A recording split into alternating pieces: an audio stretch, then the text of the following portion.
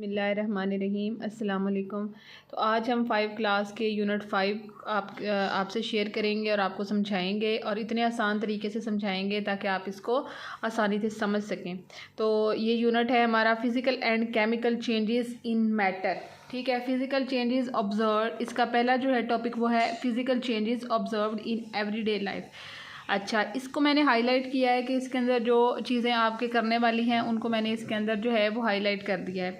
Matter has mass and occupy space. मादा जो होता है वो हमेशा जो है वो स्पेस रखता है। The 3 physical states of matter are liquid, gas, और तीसरी हमारे पास स्टेट कौन सी होती है? सॉलिड। यानी ये हम सब अच्छे तरीके से जानते हैं कि मैटर की जो है वो 3 हालतें होती हैं। कौन कौन सी होती है? लिक्विड होती है, गैस होती है और सॉलिड होती है। In which the arrangements of particle is difference. लेकिन इन सब में जो पार्टिकल्स होते हैं वो डिफरेंट होते हैं। इसमें पहला जो हमारा है वो क्या है? Physical changes in matter. Physical change only appears in substance. Matter change the chemical जो है वो कॉम्पोजिशन रिमेन्स द सेम। अच्छा, अब इनके अंदर जो है वो केमिकल्स का जो रिएक्शन होता है वो सेम होता है। ठीक है, केमिकल रिएक्शंस जो हैं वो physical changes in matter. Physically यानी हम आमतौर पे जब बात करते हैं हम कहते हैं कि फ़लाँ चीज़ जो है वो फिज़िकली बदल गई। तो चीज़ों का फिज़िकली बदल जाना जो है उसको हम क्या कहते हैं? Physical change. इसी तरह मैटर के अंदर जो है मैटर भी physically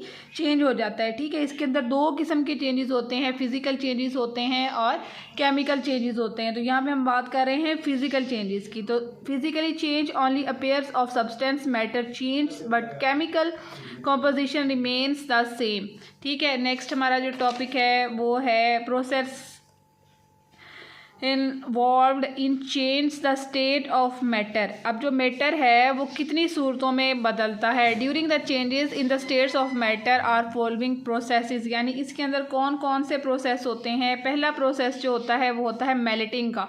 the process of changes of solid state into liquid state by observation of heat is called melting. Melting क्या होती है वो मैं आपको समझाती हूँ कि जब हम किसी चीज़ को गर्म करते हैं, मिसाल के तौर पर जैसे हमारे पास बर्फ़ होती है, बर्फ़ को जब हीट मिलती है वो गर्म होना शुरू होती है तो वो क्या होती है? मेल्ट होना शुरू हो जाती है और वो दोबारा से पानी की हालत में आना शुरू हो जाती है। नेक्स्ट जो चीज़ है वो हमारे पास वो क्या है? आगे हमारे पास है फ्रीजिंग। अच्छा, ये मेल्टिंग की जो मैंने आपको हाईलाइट करवाई है इसकी डेफिनेशन ये आप इसको ही अच्छे तरीके से कर सकते हैं। The process of change of solid state into liquid state by the observation of heat is called melting. ठीक है, नीचे अगली हमारी क्या चीज़ है वो है freezing. When water is keeped in freezer. जब हम पानी को फ्रीज़र में रखते हैं, ठीक है, जब हम पानी को फ्रीज़र में रखते हैं तो उस वक़्त क्या होता है? जब रिज़ल्ट जो उसका आता है वो क्या है? Liquid is change into solid. तो लिक्विड जो है वो किस चीज़ में बदलना शुरू हो जाता है?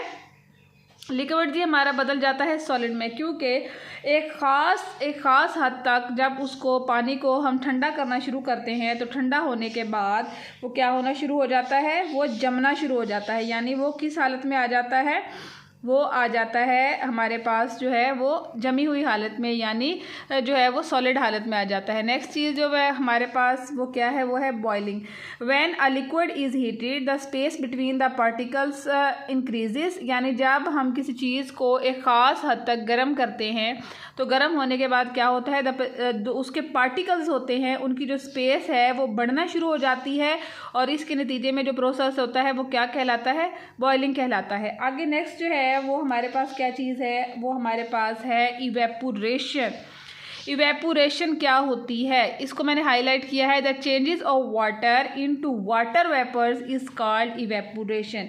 यानी इवेपोरेशन वो होती है जब पानी जैसे माया को हवा में छोड़ दिया जाए तो वो गर्म होकर हवा में गायब हो जाता है। यही बुखारात बनना जो उसका बुखारात बनना है वो इवेपोरेशन कहलाता है। मिसाल मैं आपको इसकी समझाती हूँ कि एक गीला कपड़ा है हमारे पास, उसको हम धूप में डालते हैं तो वो सूख जाता है, तो उसके अंदर जो पानी होता है वो कहाँ पे चला जाता है? वो पानी जो है वो सूखता है और सूख कर बुखारात बन जाता है। जैसे हम किसी खुले बर्तन में, छत पे या किसी धूप में हम पानी रख देते हैं तो वो पानी थोड़ी देर बाद कम हो जाता है या गायब होना शुरू हो जाता है। तो ये कौन सा अमल होता है? ये यानी अमले तबखीर होता है, इवेपोरेशन का अमल होता है कि क्या होता है? वो दोबारा से बुखारात बनना शुरू हो जाता है। नेक्स्ट हमारे पास क्या है?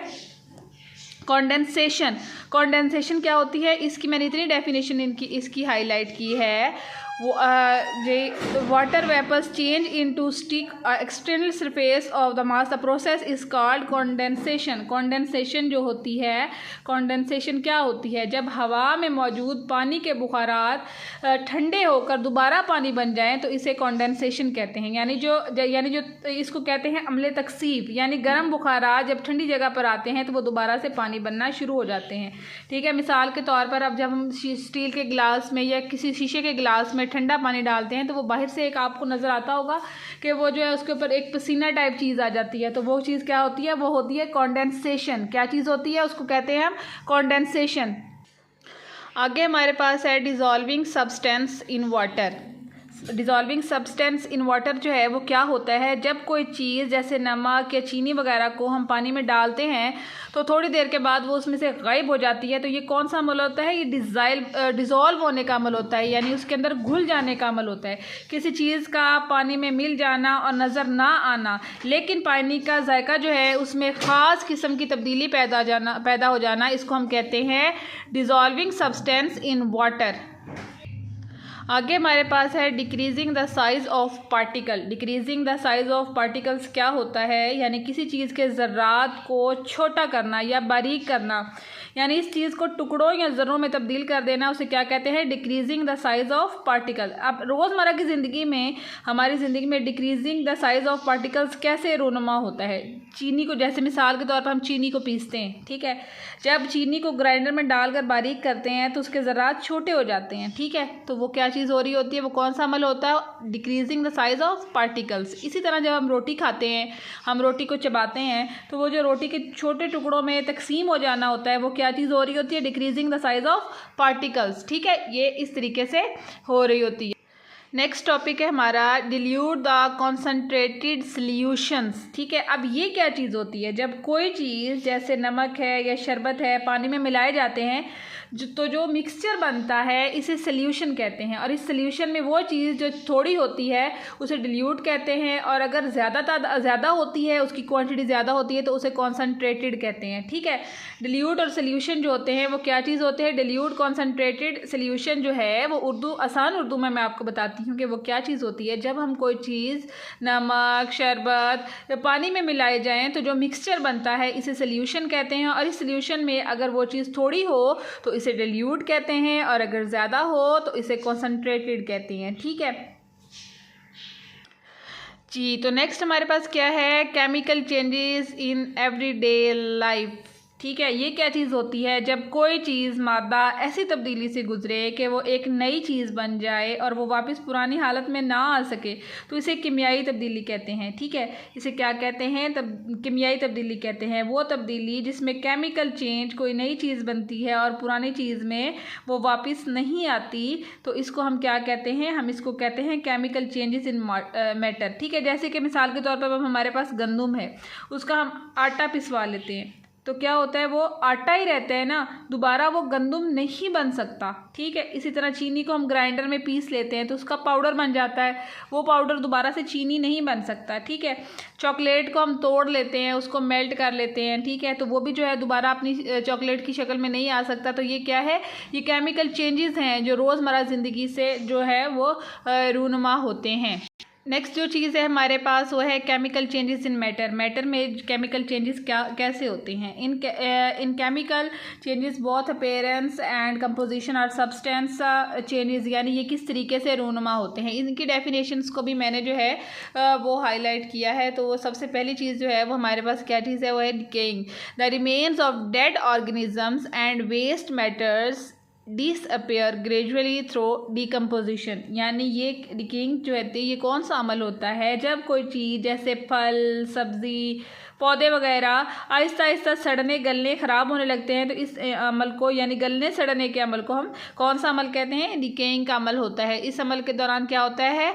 जो चीज़ें हैं वो गल सड़ जाती हैं, ख़राब हो जाती हैं। इसके लिए ये देखें, ये इन्होंने साथ में एक एग्जाम्पल भी दे रखी है। आगे हमारे पास burning the fuel is burn the stove to cook food is called burning. यानी जब हम कोई चीज़ पकने के लिए चूल्हे के ऊपर रखते हैं तो जो उसके पकने का अमल होता है उसको کو کیا کہتے ہیں ہم؟ برننگ کا عمل. تو یہ کون سا عمل ہوتا ہے؟ اس کو ہم کہتے ہیں برننگ کا عمل. نیکسٹ جو ہے وہ ہمارے پاس کیا ہے؟ رسٹنگ. رسٹنگ کیا چیز ہوتی ہے؟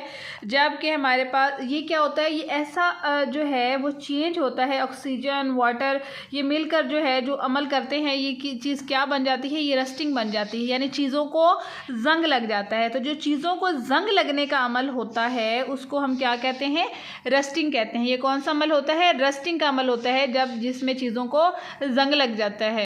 آگے نیکسٹ ہے ہمارے پاس difference between physical and chemical changes. ٹھیک ہے، اب ہم نے آپ کو بتانا ہے کہ یہ کیا چیز ہوتی ہے. فزیکل جو ہوتا ہے وہ طبی تبدیلی ہوتی ہے، اور کیمیکل جو ہوتی ہے وہ کیمیائی تبدیلی ہوتی ہے. ٹھیک ہے، سب سے پہلے میں آپ کو بتاتی ہوں کہ کیمیکل چینج کیا ہوتا ہے. مادہ یعنی جو ہے سبسٹینس جو ہے وہ مکمل طور پر بدل جاتا ہے اور ایک نیا مادہ بن جاتا ہے. ٹھیک ہے، یہ تبدیلی واپس نہیں کی جاتی، جیسے دودھ سے دہی کا بننا، آٹا پک کر روٹی بن جانا، لکڑی جل کر راکھ بن جانا. ٹھیک ہے، اور اگلا ہے ہمارے پاس فزیکل چینجز. ٹھیک ہے، اس میں کیا ہوتا ہے؟ یہ طبی تبدیلی ہوتی ہے، اس میں مادہ وہی رہتا ہے، صرف شکل اور حالت جو ہے وہ بدلتی ہے، کوئی نیا مادہ نہیں بنتا. جیسے برف کا پانی بن جانا، کاغذ کو موڑ دیتے ہیں ہم، اس کی بال بنا دیتے ہیں، بخارات پانی کا بخارات بن کر اڑ جانا. ٹھیک ہے، اب یہ اس میں یاد رکھنے کی جو چیزیں ہیں وہ آپ نے اپنے دماغ میں بٹھا لینی ہے کہ جو کیمیائی تبدیلی ہوتی ہے، کیمیائی تبدیلی ایک نیا مادہ بن جاتا ہے، اور جو طبی تبدیلی ہوتی ہے اس میں صرف اس کی حالت بدلتی ہے. ٹھیک ہے، امید ہے کہ آپ کو اس کے درمیان جو ڈفرینسز ہیں ان کی سمجھ آ چکی ہوگی. ٹھیک ہے، اس کے بعد ہے آگے ہم اس کی جو ہے وہ ایکسرسائز سٹارٹ کرتے ہیں. ایکسرسائز میں کیا ہے؟